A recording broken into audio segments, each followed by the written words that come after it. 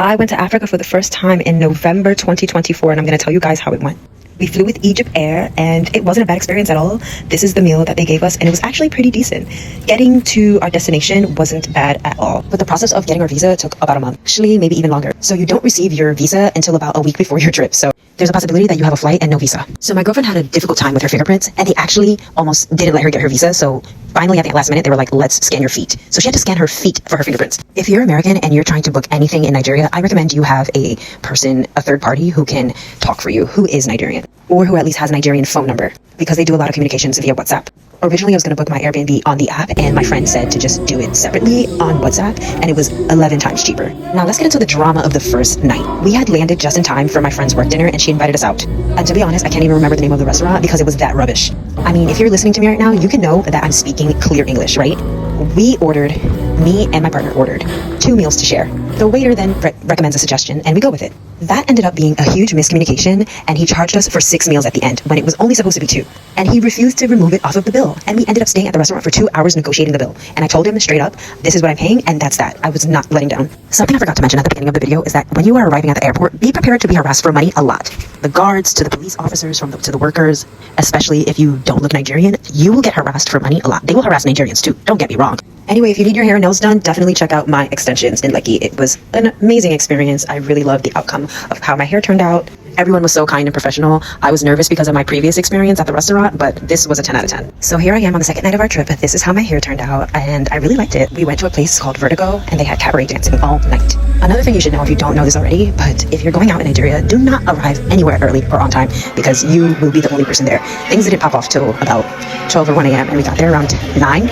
But man, can these cabaret dancers dance, child. They danced 4 hours non-stop for several hours. Do you see this man holding his whole body up by his mouth with his teeth? Like, who does that? I hope they were getting paid a handsome amount for everything that they did, because I was highly entertained all night. So the next day we had brunch at Ile Iyan, where we enjoyed some traditional Nigerian food and some cultural dances and some traditional performances. It was really nice. Now, I'm not too much of an okra girly because the sliminess, like I grew up eating okra, it's just not for me, but I did have a little bit and it tasted really nice. I just can't do the slime, and I love the pounded yam, of course. After brunch, we decided to go to this market where you can buy art, you can buy souvenirs, you can buy clothing. They had a variety of different things there. It was really huge. A lot of people came up to us, trying to sell us things, but you have to really be firm because these people will push you. They will try to sell you something that you do not want. If they could sell you air, they would sell you air. If they could sell you the own clothes off your own back, they would sell you the own clothes off your own back. Just come in and check now. All right.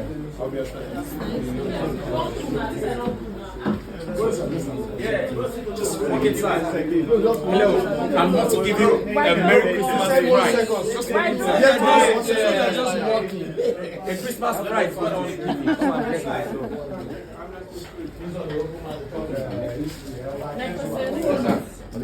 okay, we'll come back. From different country. From different country. It's made by. This is made by. We're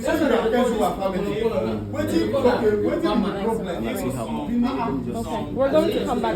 The next day we were checking into our hotel because we wanted to switch up the scenery, and I wanted to surprise my girlfriend for her birthday. When booking this hotel, the communications were done via WhatsApp, and I gave them specific instructions to include balloons, champagne, and chocolate to surprise my girlfriend. And did they have any of this ready? No. To top it off, when we pulled up to the hotel, I spoke to the receptionist, gave them my information, and waited about 2 hours before we even got into our room. And I waited patiently because the whole time I'm thinking they just are setting up the surprise because they forgot. So the whole hotel experience was just awful. But I decided to get an iron infusion and an NAD drip at New Bell, and that made me feel a lot better. I've been hearing a lot about NAD, and I wanted to try it out, and I'm a low iron girly, so I was like, why not get the iron infusion? And ever since then, my iron levels have been within range, so it was definitely worth it. It's pricey, but it's worth it. I had really bad side effects of the iron infusion. I was shivering, and I was extremely cold. I've never felt like this before, but I've also never had an iron infusion before. So if you've had an iron infusion and you experienced extreme shivering and coldness during that, please let me know in the comments. I want to know if I'm the only one who's experienced this or not. But they're so professional and nice here. They even give you tea and snacks here at the end of your appointment. Something we really wanted to do during our trip was go to the beach. Getting around Nigeria is super cheap when you take Uber, and it was just the most convenient thing to do, but it seemed like there was no direct way to get to the beach because there was lots of construction. They're building trains where the beaches were, so they closed down the beaches to do this construction. And we actually weren't trying to go directly to a beach. We found this pool at this resort, and we were trying to get there. We ended up walking for over an hour. Look at what we're wearing. Look at what we're wearing. We're asking people for directions. People are asking us for money. It was just a lot. All to have never gotten to the beach or the pool. Later that evening, we went to a listen party for this Nigerian artist. I wish I could remember her name, but I don't. But this venue is called Mood Lagos, so super cute. Thank you, everybody.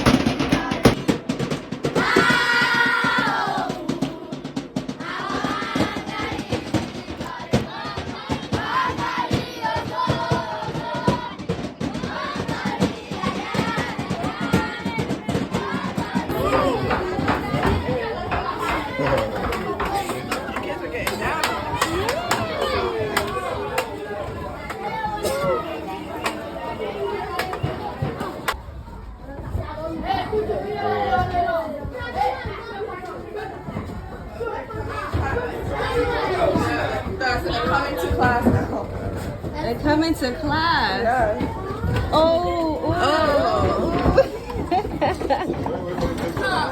Oh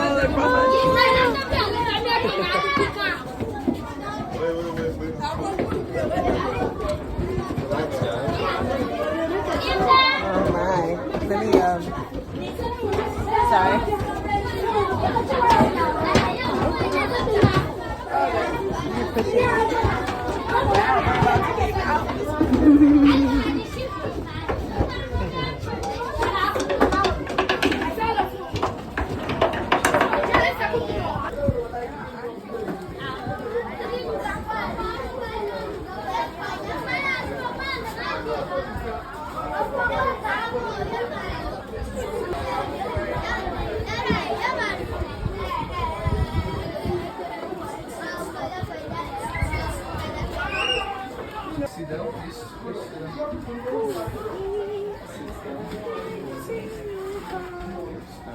And I want to thank my brother, Karu, for always checking up on us. So really appreciate my brother.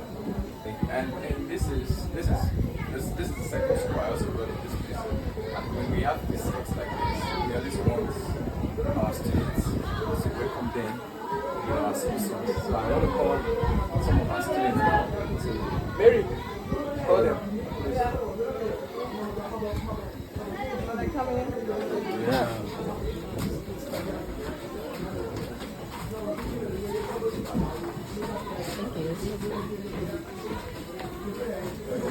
Ooh, turbo mode. So first, they want to welcome you with the Nigerian national anthems, and then our school songs, and then school pledge. Now the national anthem. 1, 2, go. Nigeria, we hold it, our own native land. No tribe of native in brotherhood we stand. Nigeria's sons are proud to serve our father motherland. Our pride shall be as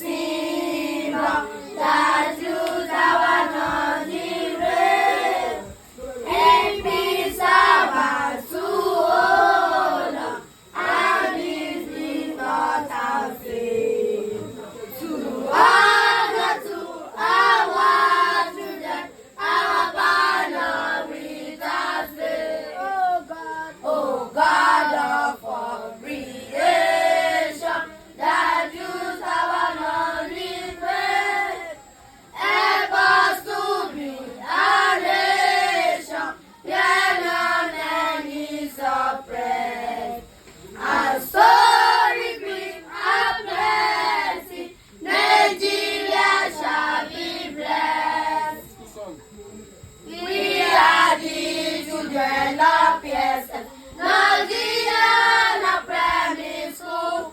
We are here to make a better change in this our community. We promise to make it work. We are the of Makoko. We are here to make a better change in this our community. Hardworking to make it.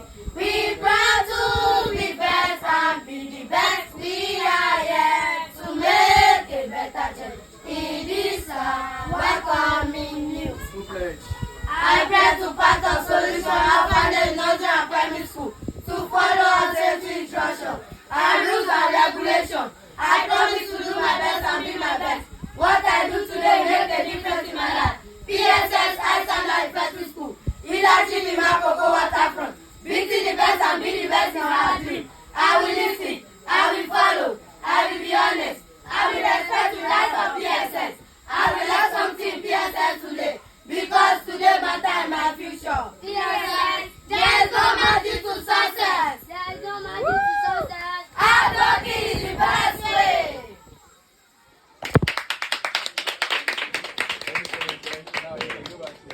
Thank you. Thank you. This is a community called Makoko. In olden days, our forefathers, like our ancestors, migrate from Badagry. I don't know if we all know where Badagry is. Badagry shares border with Benin Republic, so that's where our forefathers came from. And what they do then is fishing.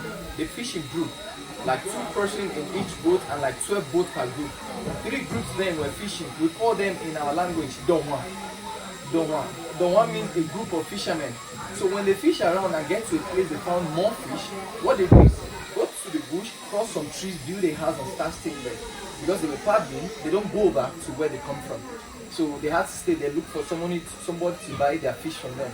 So when they move again and get to another place, they found more fish, they do the same thing, build a house again and start staying there.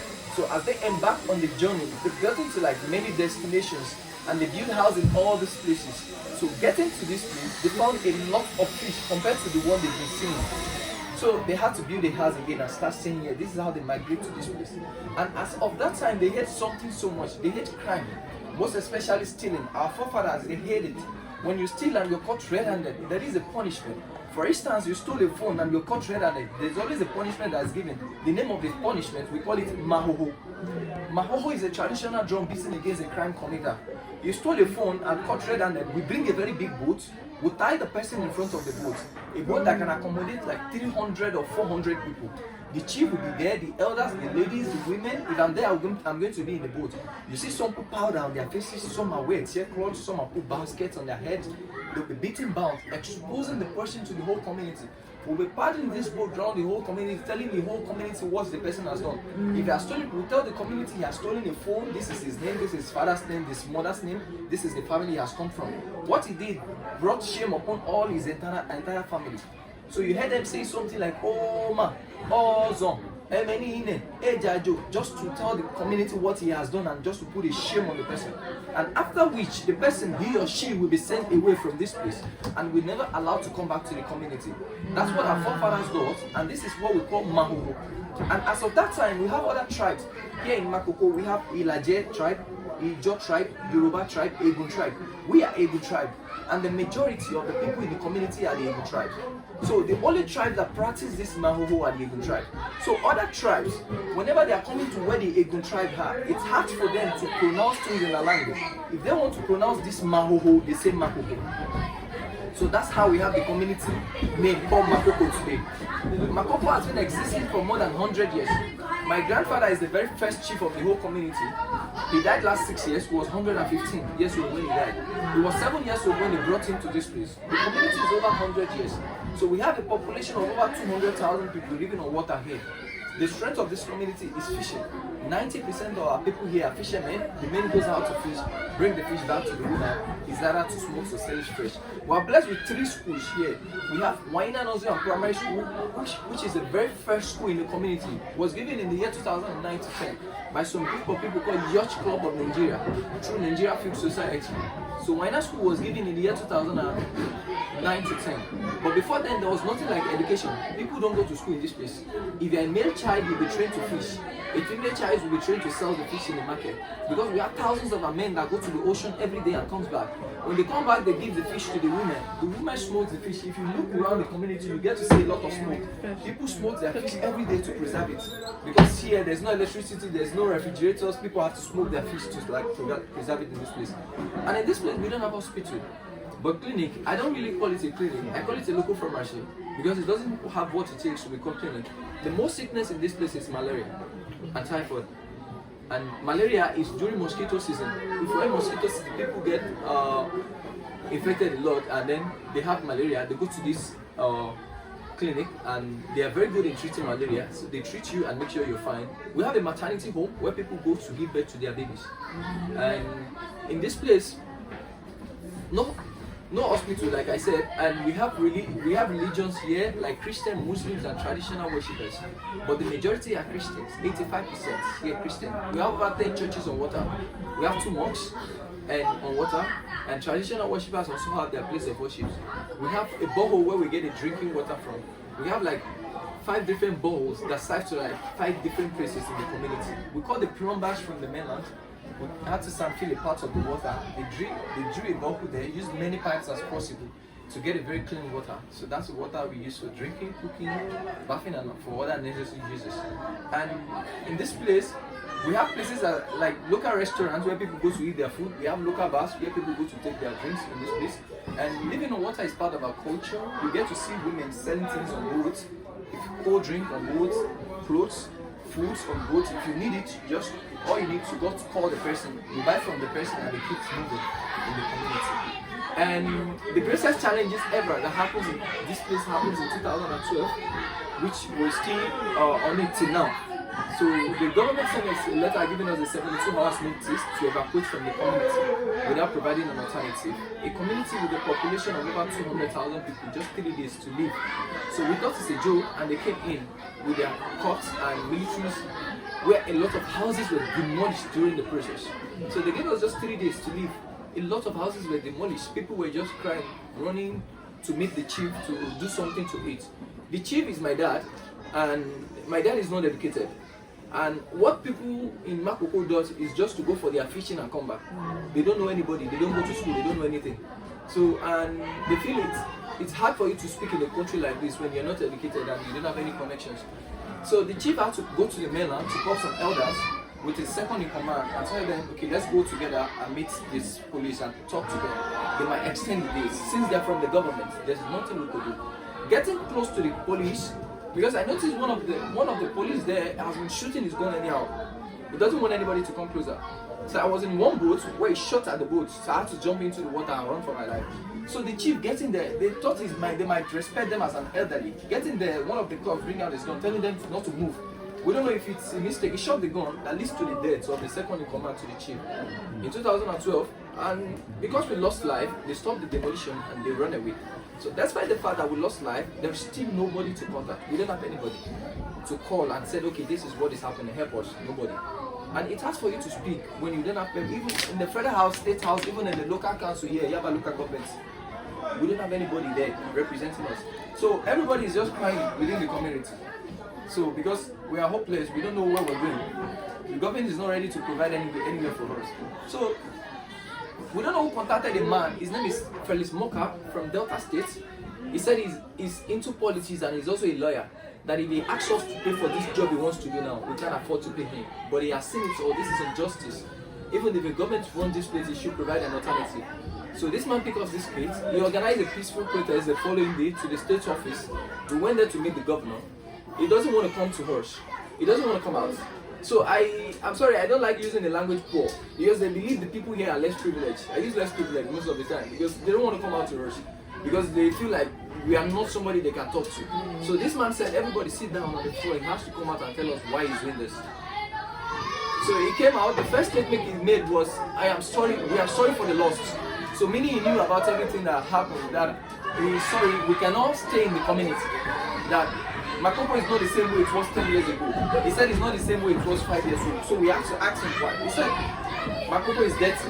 It's not good looking. It's not somewhere people can visit. So we all felt so bad. I was there. I felt so bad. Reason because myself, I've written letter. I've sent text messages. I've sent mails to them many times, to this same government, at least to help for sanitation issue alone in this community. They've never honored any of these letters. They've never honored any of these text messages. So now I felt in myself, I thought to myself that if you're a governor of a state and he says the place in your state is dirty and you've never invested even 1 naira in this place, you're not in the right position to say this. So he said the place, we all felt so bad and we have to go back home. This man charged this case to court at the federal airport in Kogi. We got to the court when they lied on us that it's just a very small community, that no more than 1,000 people, that the government wants to replace. The lawyer had to defend it until the judge said, it's a female judge. She said, I have been in Nigeria for years. I've been seeing Makoko on the television screen, on the internet. I've never been there. So I think it's the right time for me to use the opportunity to visit myself. The judge came into this place with some journalists, the chief and the state lawyer. The judge discovers there are a lot of people in this place. In the boat, he was asking the state lawyer, is it this place? You said 1,000 people. Are you counting? So they brought to the school the same way the kids came to welcome you guys, the same way they came to welcome the judge. So she began to cry. The judge began to cry. I'm telling you, she was saying to the state lawyer that if you have demolished this place, what will be the future of these children? They are reciting national anthem. They represent Nigeria.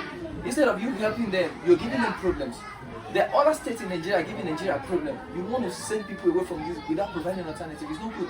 Now the judge, she was saying to the state lawyer, now go back to the governor and tell him to build hospital in this place. And after hospital, they need more schools in this place. Then we have just one school. Winer school, just have Winer school. And they left. Since then, nothing has been done.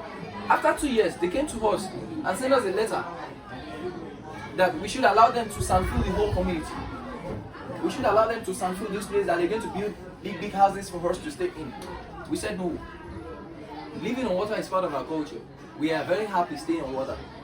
There are some of our men that are here now for more than 10 years. I can tell you, they've never stepped their foot on the land. All they do is go for their fishing, come back. The only people that I can see they go to the mainland every day, on the land every day, are the women, because they had to take the fish out to sell them. But there are some men here, I can guarantee you 100% that for 10 years, they've never stepped on the land. The only way they see cars is through the third mainland bridge. When they are going to fishing, they see the third mainland bridge, they see cars running on top of the third mainland bridge. That's the only way. But nothing has been done till now. They've come with different tricks so that they can take over this place. We didn't allow them to take over this place. And because we didn't allow them, any letter we write to them, they don't honor any of these letters. So, and we are sharing this family. Like sharing this family, we are one of the lucky persons in the community. Right? My dad is a chief and he knows how important education is, but he's not educated. He spent all his money on us to send us, all my siblings, like we're 9, 5 boys, 4 girls. So he sent us to school, all.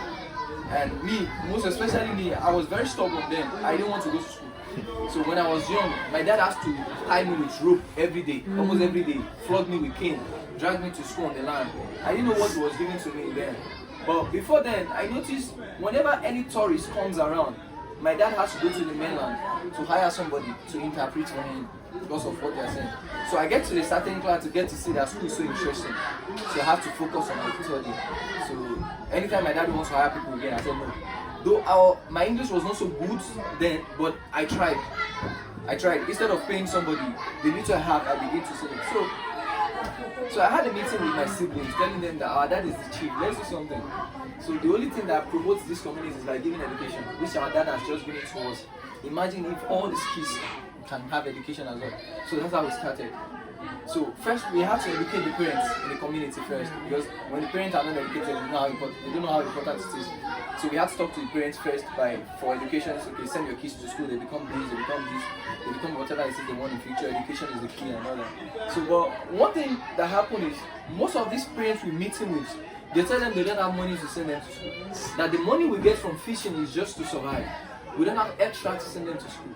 So, but we look into ourselves. There are a lot of tourists coming around. And these tourists, when they come, they give us some money, they give us some tokens. Instead of just keeping this money, let's use the money on something valuable. So we had to tell them that okay, we're going to provide free education, so that they should like start sending. All we need from them is just send this place to us. So we had to. I use my room as a classroom, my sister room, my brother room. We volunteer ourselves teaching them. So you know, they begin to respond to lectures like. So when they get home now, these kids, they are now greeting. We start with just 20 kids. When they get home, these kids are now greeting their parents in English. Mommy, good afternoon. Daddy, good afternoon. Mommy does not know what good afternoon means. Daddy does not know what good afternoon means. So now these kids are now translating. Okay, Daddy, this is what I'm saying. Mommy, this is what I'm saying. So when they get home, they begin to shout in their area. Nobody sleeps. Alphabet, A, B, C, D, E, F, things like that. They begin to shout at home. So the neighbors, like people around, begin to see that good thing is coming out. That's when people begin to send more kids to us because it's free. From 20, we have 50, from 50, 100, 200, 300. Now we have 400 in this school alone. Over 400 in this school alone. So there was no space. In 2015, there was no space for us to like accommodate more kids. So we have to start reaching out to people. Friends that comes around, people who have my Instagram and just start reaching out to them. Like, okay, this is what I want to do. Please support me with funds to build this school. So people were so happy to support me. So we built a school and then they have a place called school and they can come to school. I reached to people to support me with the writing materials and everything. So that's how we keep moving. And I'm so glad every day I look at them and say, okay, yes, they're doing well. They are responding to lectures and they're moving well. There's none of these kids you see speaking in English that hard working is the best way. None of them before you meet and ask them what is your name. They don't know, they just be looking at you, they don't know what you mean. If you ask them, how are you, they don't know what you mean. But now I'm glad to see them speaking in English. So I'm so happy. And so, as time goes on again, so there was no space to accommodate more kids because people were bringing more kids. There was no space for us to accommodate them. They are very eager to go to school now, but there's no space. So this guy visited around. His name is Cameron. His name is Cameron. Cameron actually visited this place. When Cameron visited this place, Cameron was like, I took him around the community and everything. I actually didn't have money to pay my teacher's salaries then because it was ending of the month. I had to pay my teachers. I've been owing them for 1 month. So Cameron said, "Okay, Sunday, I want to give you $100. So if I give you $100, what would you do with $100?" I said, $100. I called the teachers. I said, I've not paid my teachers for 2 months. So it's going to help me a lot, pay them. Though they actually volunteered themselves because the money I was paying them it was less than 20,000 naira. Money I was paying them for salary was less than 20,000 naira then when Cameron came out. So I had to pay them. So Cameron gave me $100 and he came again to make it so if I raise $1,000, what would you do with it? I took him to some of the classrooms. The kids are not putting on school uniforms, they're not putting on shoes, they don't have backpacks. Sometimes they have their books in their hand. Going home, sometimes their book fell inside the water. I said, these are some of the challenges I'm facing in this place. He said, okay, I'm going to raise $1,000 and send to you. So he created a GoFundMe. So like when he created a GoFundMe, so he sent me the link. So I was holding on, I see people donating money. So one morning, Kevin just called me, Sunday, I need to talk to you. Like, what happened? He said, I need to talk to you. He said I should go. So they go to the GoFundMe and see. So I get to I see huge amounts. I said, oh, who did it? He said there's a man in US. His name is Carrie Ivan. Carrie Ivan donated $45,000 to the GoFundMe because Kevin was building an orphanage in Ghana. I don't know if Carrie is related to Ghana or something. They actually sent him the money to continue the work and then support Makoko. He said, oh, Sunday, we have more than enough now. This is more than $1,000 I promised. So what do you think we can do? So I had to think, a lot of kids are coming. We need to put them in school. This thing is just like, people feels like our communities just some people and then I'm leaving some people. So I said, okay, come on, I don't know. If you can let us build a school. I said, if we can build a school to accommodate more kids. He said, okay, fine, let's build a school. So that's how we started. The school we visit. So that's how we started. We started January 5th. And then that's how we started building. We were sending me money and buying things, all the carpenters and everything. We begin to build and we have the school kids. And then now we have 350 kids in the school now. free education. Both this place and both that place, free education. Cameron has made things so easy for us here. He has been paying our teachers' salaries. He has been giving the kids, any kids that doesn't have school uniforms. If I should like take a picture and Cameron says that this kid is not putting on school uniform, Cameron say, why is that boy not putting on school uniform? Let's buy it. So we give school uniforms, like shoes, like their backpacks, and it has made things so easy for us in this place. And this particular building, it's an orphanage. It's an orphanage. Like we have 30 orphans in this place. It's the duty of the chief, like to take care of every orphanage, every children that doesn't have parents in this place, except it's an aunt or an uncle of the child who want to take the responsibility. So and the orphans here jumping around. Some of them sleeps in my room. I woke up and see the little I have, I give them, okay, go and buy food.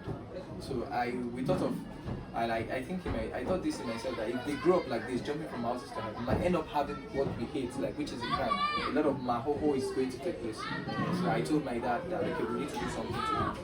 So a guy came around, his name is Nick, Indigo Traveler. So he came around, I took him around too, and take him around the community. So and he wants to give me money. As he wants to give me money, I said, no, I have a request to you. That if he can use this channel like to promote this to me, so I need to build an orphanage home. He said, okay, if that's what I want. Interview me, interview my dad, interview some of the orphans. I took him to where some of the orphans is. He uploaded this video on his YouTube page, so I get to see that people were so interested in building an orphanage. Nick raised a fund, so he created crowdfunding. People donate a lot of money to him. His channel is like big on YouTube. People donate a lot of money to him, so he's sending money to build this orphanage. Now they have a place called home. This is where the orphan stays. They sleep here. They have kitchen downstairs where we cook for them, and then so that's it. And this is some of the challenging parts as well. And we're glad we are trying to fix it. Like this year, we have 37 of our students go to the secondary school on the mainland, and so good thing is coming. What I just want is I want to see them go to university, get a good job, and then from anywhere they can support their community. They can also give back to the community. So that's just, nobody's paying me for what I'm doing, but I just want to do it. Like people will say, when this man was a chief, this is what he and his children did for the community. So I still fish today to get my income. I still fish to get my income. And even before we met Cameron, so sometimes I have to fish. My dad will support me to get some money to pay our teacher salaries before we meet Cameron. And I also want to thank you for coming here again, for listening to the stories, and I also want to thank my brother here. He has been one of the supporters as well to Humanity Effects. Cameron holds a foundation called Humanity Effects, so he has been one of great supports to Humanity Effects. He has been sending a lot of things for us, like clothes, wares for the kids and everything. So I want to appreciate you, brother, for that. And thank you so much for visiting again. Thank you for having us. The door is open for any questions to come up.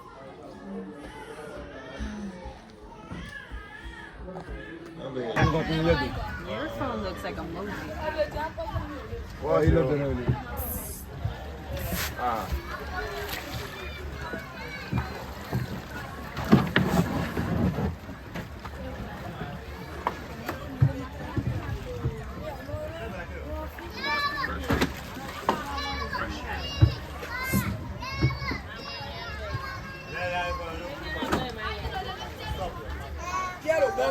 No, no, no. idea.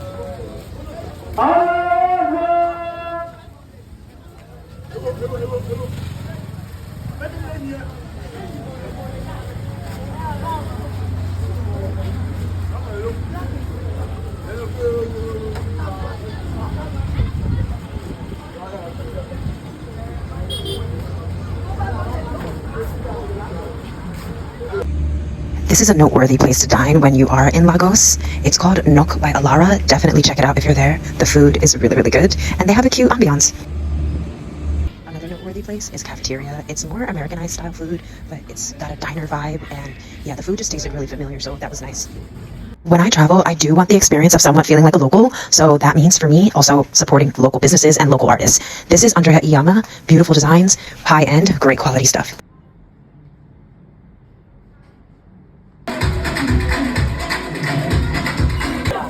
The most beautiful thing about this trip is that everything was unplanned. All I knew was that I wanted to go to Africa. All I knew is that I accepted an invite to Nigeria from a friend that I met on Bumble. I did not know what to expect when I got there, and I love that. I love spontaneous moments, and it was more than I could have imagined. I made some lifelong connections with people that I'm forever grateful for.